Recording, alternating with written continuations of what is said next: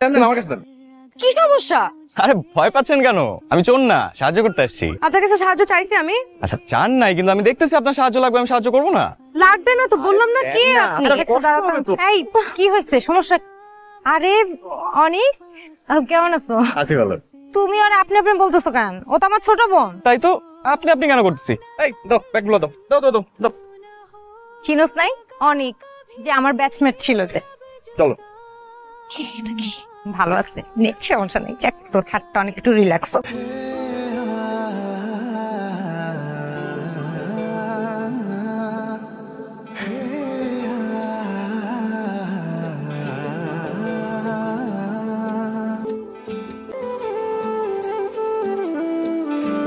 কি হয়েছে আব্বা? বাজার তো এন্তন ফোন ডোমিনেটেড হত পুরো হারাইলাম ওষুধের লাই, তুই আইলেই 2 ঘন্টা হরে। আচ্ছা আব্বা, আমি যদি রাস্তা দিয়ে যাওয়ার সময় দেখি একজন মুরব্বী অ্যাক্সিডেন্ট করে রাস্তায় পড়ে আছে, তোমার ছেলে হিসাবে আমার দায়িত্ব না তারে হসপিটালে নিয়ে যাওয়া? অবশ্যই, তুই কি করছিস তো কাজটা? হ্যাঁ। সাবাস বেটা। কি রে, ডাক্তার কি কইলো রে? আম্মা 6 মাস হয়ে গেছে তো প্রেগনেন্সির, তাই বসে পাশে থেকে সব সময় দেখাশোনা করতে, কিছু ওষুধপত্র লেখা দিছে, বসে সময় মতন খাওয়াই দিতে। তোর অনেক কষ্ট হয়ে যাচ্ছে না মা? কি বলো আম্মা, আমার একটা মাত্র বড় বোন, এই সময় যদি আমি পাশে না থাকি তাহলে কে থাকবে? দিয়ে আসি খাবার খাওয়াই আসছে। হ্যাঁ, কাছে থাইকা খাওয়াইও। আচ্ছা আম্মা। একটু কমছে ব্যথা? দুলা ভাই আসবো? ছোট গিন্নি আসো আসো, এখানে তুমি যখন খুশি আসবা যাবা, তোমার অনুমতি নিতে হবে না। ছোট গিন্নি, আপনি তো আমার বউর জন্য অনেক কষ্ট করতেছেন, এখন আপনার জন্য আমি কি করতে পারি বলেন? আমার জন্য কিচ্ছু করতে হবে না দুলা ভাই, তাহলে আপনি খাওয়ান, আমি আসি। কিরে বেটা, প্রথম দেখে তুই প্রেম কইছস? দাদা বেটা এরকম ডাইরেক্ট কোন যায় নাকি? শাস্ত্রা বাবু না, প্রেমের ডাইরেক্ট শুটে গোল দিতে হয়, যত পেঁচাইবে আরেকজন আয়া গোল দিয়ে দিবে।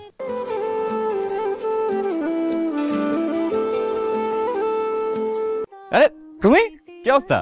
এই তো ভাইয়া ভালো, আপনার কি অবস্থা? এই তো চলতেছে। আপনি এখানে? আমি তো এই কলেজের স্টুডেন্ট ছিলাম, এখন মাঝে মধ্যে আসি স্যারদের সাথে আড্ডা দিই। তুমি এখানে? আমি সার্টিফিকেট তুলতে এসেছিলাম। তুমি কি এই কলেজের ছাত্রী নাকি? আরে তাহলে তো আমরা কলেজ মেট। আচ্ছা ভাইয়া আসি। কোথায় যাচ্ছ? বাসায়? হ্যাঁ। তাহলে চলো একসাথে যাই। আমরা কেমন যান্ত্রিক হয়ে গেছি দেখছো, একই এলাকায় থাকি কিন্তু আমাদের মধ্যে কোনো আলাপ নাই। ব্যাপারটা কেমন না? হ্যাঁ কেমন জানি। আচ্ছা শুনেন, আপনি থাকেন, আমি চলে যাই, আপনার যাওয়া লাগবে না। কি এলাকায় চলে আসি বইলা মানছে কি কইবো যে আমরা প্রেম করি? আমরা তো প্রেম করি না। এই যে ভয় পাইতেছো, মানে ভয় পাইলে যে কি ভয়ানক সুন্দর লাগে এটা তুমি জানো? বাসায় গিয়ে নিজের চেহারা আজকে দেখবা, দেখবা তোমার কি অদ্ভুত সুন্দর লাগে। আসি।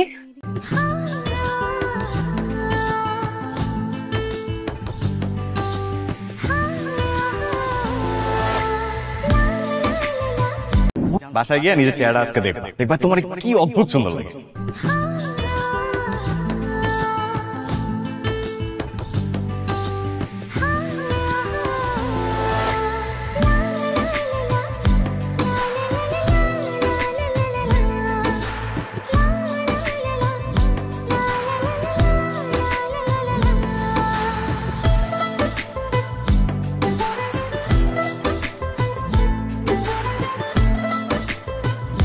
আপু দুধটা খায় না, একটু গরম আছে, ঠান্ডা হলে দিচ্ছি। কি কতদিন ধরে চলে এগুলো? কি কতদিন ধরে চলে? তুমি মনে কিছু বুঝতেছো না আমি কি জিজ্ঞেস করতেছি? আপু আমি আসলে কিছু বুঝতেছি না, তুমি কিসের কথা বলতেছো? আমি অনেকের কথা বলতেছি। অনেকের সাথে এগুলো কতদিন ধরে চলতেছে তোমার? ওই ছেলেকে তো আমি চিনি না। তুমি না চিনলে তোমার হাতে থেকে ব্যাগটাই না হাতে নেয়, আবার আমার বাড়ির সামনে দেয়সা এমন করে উকি ঝুঁকি মারে তোমার সাথে। না চিনলে এগুলো করে। এখন ও যদি নিজের ইচ্ছায় বাড়ির পাশে উকি ঝুঁকি মারে, রাস্তার মধ্যে আমাকে ফলো করে, সেখানে আমার তো কিছু করার নেই। আর একটা মিথ্যা কথা বলবি না। আরে আপু আমি মিথ্যা কথা কেন বলবো? আমি সত্যি সত্যি ওই ছেলেকে ওই দিন প্রথম দেখছি। আচ্ছা ঠিক আছে ঠিক আছে, শোন আমি একটা কথা বলি। হ্যাঁ মানে প্রেম করা খারাপ না, কিন্তু একটু বুঝে শুনে বোন। হ্যাঁ কারণ সব ছেলেরা তো আসলে ভালো না আজকাল। কেন দুলা ভাই কি তোমার সাথে কিছু উল্টাপাল্টা করছে? তোর দুলাভাইয়ের কথা বাদ দে, সে তো ভালো মানুষ। সবাই কি তোর দুলাভাইয়ের মতো ভালো হবে নাকি? বুঝছি বুঝছি, দুলা ভাই অনেক ভালো। দুধটা খাও, শুধু শুধু টেনশন করলে শরীরটা আরো খারাপ হয়ে যাবে।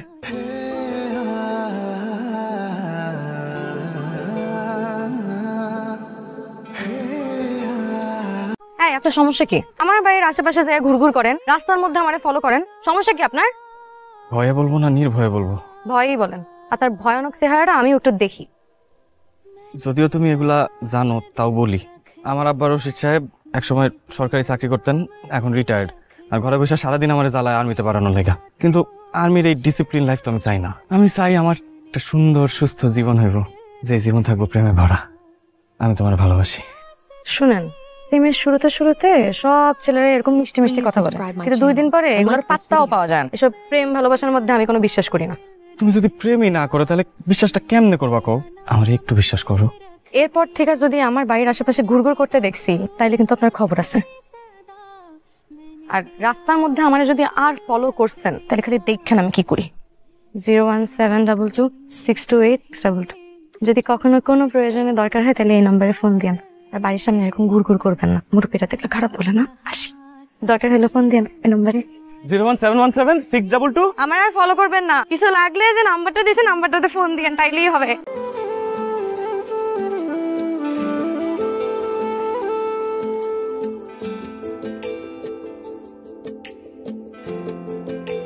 হ্যালো, হ্যালো, কে বলছেন? আমি অনেক। ও, আপনি? আর আপনি বলতেছো কেন? তুমি?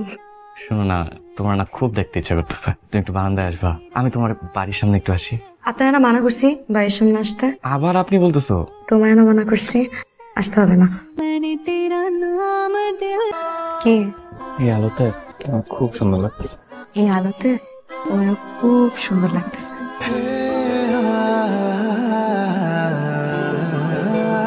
এই, তোমার ইন্টারভিউ কি খবর? খুব ভালো হয়েছে। বাহ, এই চাকরিটা হয়ে গেলে জানো আমার বেতন কমপক্ষে 40,000 টাকা হইব। কি বলো? 40,000 টাকা? খুব ভালো, খুব। হ্যালো, আসতেছি, এখনই আসতেছি।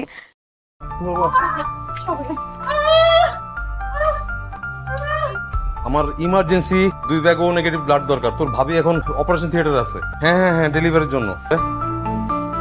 বাবা, কাউকে পাওয়া গেল না? ধরে নাই তো। আপনি আরেকবার ট্রাই করেন। হ্যালো, হ্যাঁ সিরাজ ভাই, আমার 2 ব্যাগ ও নেগেটিভ ব্লাড দরকার ইমার্জেন্সি। হ্যাঁ ভাই, আমার ওয়াইফ এখন ওটিতে আছে ভাই, একটু দেখেন না একটু। রফিক ভাই, জি জি, আমার মায়া, দেখেন না ভাই, দেখেন না।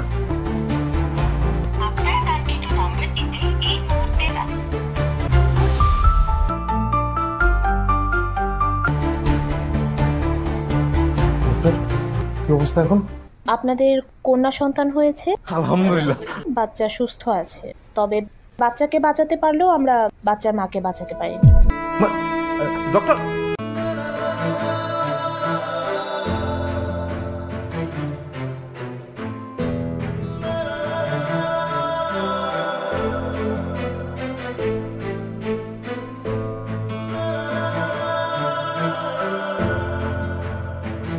আল্লাহ যেন আমার মায়াটারে বেশ নসিব করে। আল্লাহ যেন আমার বেশ নসিব করে। স্বামী যদি বিয়া করে তাহলে তো আমার নাতনিরে সৎ মায় মাইনা লইব না। কি মাইনা লয়? তবু তো তা নাতনিটা দেখভাল করতেছে। তনুর যদি বিয়া হয় তাহলে তো ওর হলো একটা সমস্যা হইব, কি করুন যায়? আচ্ছা তনুর মা, যদি তনুর লগে স্বামীর বিয়েতে দিই তাহলে তো আমার নাতনিটার স্বপ্ন হইব না। এটা আপনি ভালোই কইছেন, এটা করুন যায়। তাহলে এটাই করি।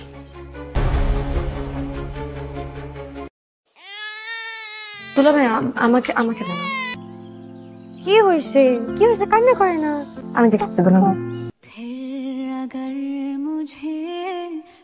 আমার ভাগ্নিটা যে কি ফুটফুটে সুন্দর হয়েছে, আমি যখনই করলে নেই কান্না থামায় ফেলে। তোমার মধ্যে যে বাংলার মমতাময়ী মা আছে সেটা তো আমি জানতাম না।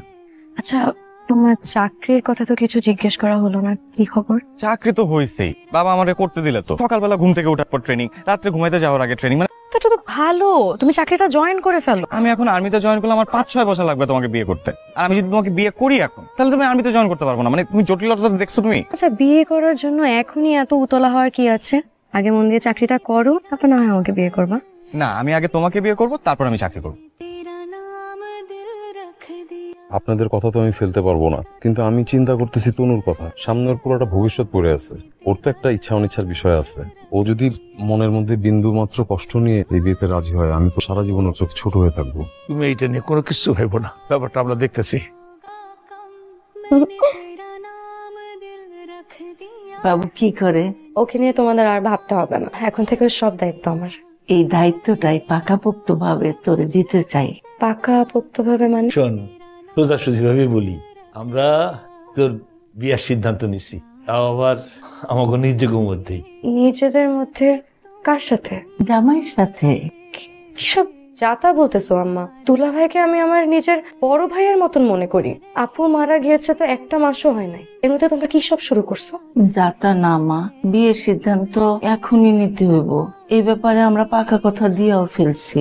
দেখো মা, জীবনটা আমার জীবন নিয়ে কোনো সিদ্ধান্ত নেওয়ার আগে, পাকা কথা বলার আগে তোমাদের কি একটাবার উচিত ছিল না আমার কোনো মতামত আছে কিনা? আমারও তো আমার নিজের জীবন নিয়ে কোনো পরিকল্পনা থাকতে পারে, মতামত থাকতে পারে, আমার পছন্দ আছে। পছন্দ আছে মানে কেডা? পাশের বাড়ির হাসিফ আঙ্কেলের ছেলে অনেক। অনেক? সে তো সবে পাশ করছে, এখনো তো কিছু করে না। সে যাই হোক, তারে আমরা মাইনে নিতে পারবো না। আর এই বিয়ের সিদ্ধান্ত তোমার জন্য না, বাবুটার কথা চিন্তা কইরা সিদ্ধান্তটা নাও। শোনো, কিছু সিদ্ধান্ত বৃহত্তর স্বার্থে নিতে হয়। তোমার সিদ্ধান্তের উপর তোমার বোনের সন্তানের জীবন নির্ভর করতেছে। স্বার্থপরের মতো নিজের কথা না ভাই, শিশুটার কথা ভাব। বাবা তুমি কাঁদতেছো কেন বলো তো? হ্যাঁ, একটা সমস্যা হয়েছে, কানলে কি সমস্যার সমাধান হয়ে যাবে বলো? আর বিয়ে দিবে বলছে, বিয়ে দিয়ে তো দেয় নাই। আমি খুব ভালো করেই জানি আমার বাবা কেমন মানুষ। যেহেতু একবার বলছে বিয়ে দিয়ে দেবে, তারপরে বিয়ে দেবে। কান্নাকাটি করে তো কোনো লাভ হবে না। এর থেকে ভালো আমরা একটা সমাধানের কথা চিন্তা করি। শোনো, আমি আমার বাবার সাথে কথা বলবো, আমার বাবা তোমার বাবার সাথে কথা বলবে। আমার মনে হয় এখান থেকে একটা সমাধান চলে আসবে। ঠিক আছে? আব্বা, তোমার একটা কথা বলতে চাই। তোরে আর কষ্ট করে কোন লাগবে না। আমি জানি তুমি কি করবা। তুমি আর হলানো যা করো সবে আমি জানি। তনুর বাবা আমার কাছে আইছিল, তুমি নাকি তার মায়ের বিয়ে করতে চাও। অনেক বাদ দাও। আর স্বপ্ন তুমি মিলিটারি হইবা, এটা আগে পূরণ করো, তারপর তুমি যারে ইচ্ছে তারে বিয়ে করো, আমার কোনো আপত্তি নাই। তোর মা যখন মারা যায় তুমি ছোট্ট আছি, তোর মুখে দিয়ে চাই আমি বিয়ের সাথে কিছু করি নাই। আমি তোর বাপ, আমি তোর মা, আমি তোর বড় করছি, আমি তোর সকলে স্বপ্ন দেখছি তুই মিলিটারি হইবি, ডিফেন্সের বড় অফিসার হইবি। বাপের এই স্বপ্ন তুই রাখবি না?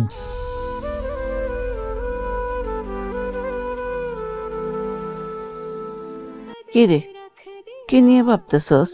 কি নিয়ে ভাববো? কিছু নিয়ে ভাবছি না। যাই ভাবস না কেন, কোনো লাভ হইব না। শুক্রবার দিন সন্ধ্যায় জামাইয়ের সাথে তোর বিয়ার পাকা কথা ঠিক হয়ে গেছে, আত্মীয় স্বজনদেরও খবর দেওয়া হয়ে গেছে। আচ্ছা মা, এই সময়ে একটা মেয়েকে জোর করে তার ইচ্ছা বিরুদ্ধে বিয়ে দিচ্ছ, তোমাদের বিবেকে কি একটা বারো বাঁধে না? আমাদের বিবেক ঠিকই আছে, তোর বিবেক নাই। একটা এতিম বাচ্চার ভবিষ্যৎ নষ্ট কইরা তুই নিজের সুখের কথা ভাবতেছিস। ওর জীবন কেন নষ্ট হবে? আমি ওর জন্য সারা জীবন স্যাক্রিফাইস করতে রাজি আছি, কিন্তু এর জন্য দুলাভাইকে কেন বিয়ে করতে হবে? তুই কি ওই ছেলেরে বিয়ে করতে চাস? ওই ছেলে এই বাচ্চা সহ তোকে মেনে নিবে? অবশ্যই মেনে নিবে। তুই কল্পনার রাজ্যে আসস, বাস্তব অনেক কঠিন। কোনোদিনও ওই ছেলে একটা বাচ্চা সহ মেয়েকে বিয়ে করবে না। আর শোন, তুই যদি সেটা করতে চাস তাহলে শুক্রবারের আগেই কিন্তু আমার মরা মুখ দেখবি। চলো আমরা পালিয়ে যাই। পালিয়ে যাওয়া তো কোনো সমাধান না। পালিয়ে গেলে সমস্যাটা আরো বাড়বে। হ্যাঁ আমি জানি অনেকেই আবেগ বসে পালিয়ে যায়, কষ্টটা হয়তো দুটো পরিবারের, এটা আমরা কখনোই ভাবি না। এখন উপায়? আমার মনে হয় বৃহত্তর স্বার্থে তোমার বিয়েটাতে রাজি হয়ে যাওয়া উচিত। আমি না হয় রাজি হলাম, কিন্তু তোমার কি হবে? তোমার শূন্যতা অনুভব করাই ভালোবাসা। আমি না হয় সারাটা জীবন কাটিয়ে দেবো তোমার শূন্যতাটা অনুভব করে।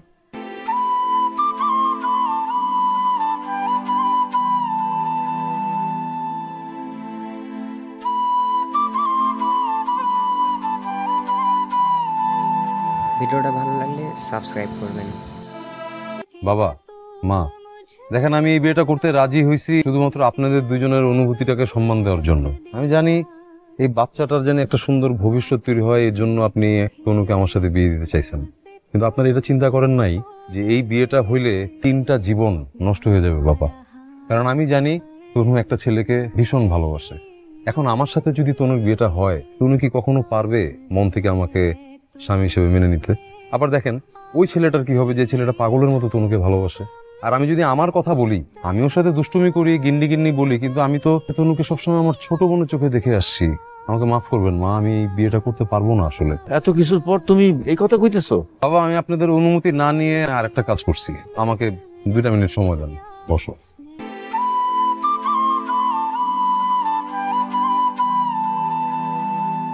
আসেন চাচা। ভাইজান, আমি সারাটা জীবন খালি নিজের ইচ্ছে এর উপরে চাপাইয়া দিছি। ওর মনের ভাষা আমি বুঝতে পারি নাই, কোনোদিন চেষ্টাও করি নাই। আমার পোলাটা আপনার মায়েরে খুব ভালোবাসে। এ যদি ওরে না পায় তাহলে কিন্তু মইরা যাবে আমার পোলা। ভাইজান, আপনি যদি দয়া করে আপনার মায়াটার আমার পোলার কাছে বিয়ে দেন, দয়া করেন।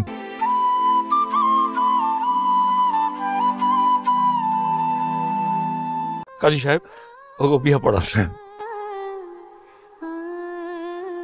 চাচা, এই শার্ট প্যান্ট পরে বিয়ে করবো নাকি? আরে রাখো তোমার শার্ট প্যান্ট, পাঞ্জাবি কই পাইবো? এই শার্ট প্যান্ট দিয়ে আজকে বিয়ে হইবো। আসো এসো এসো, অনেক এসো।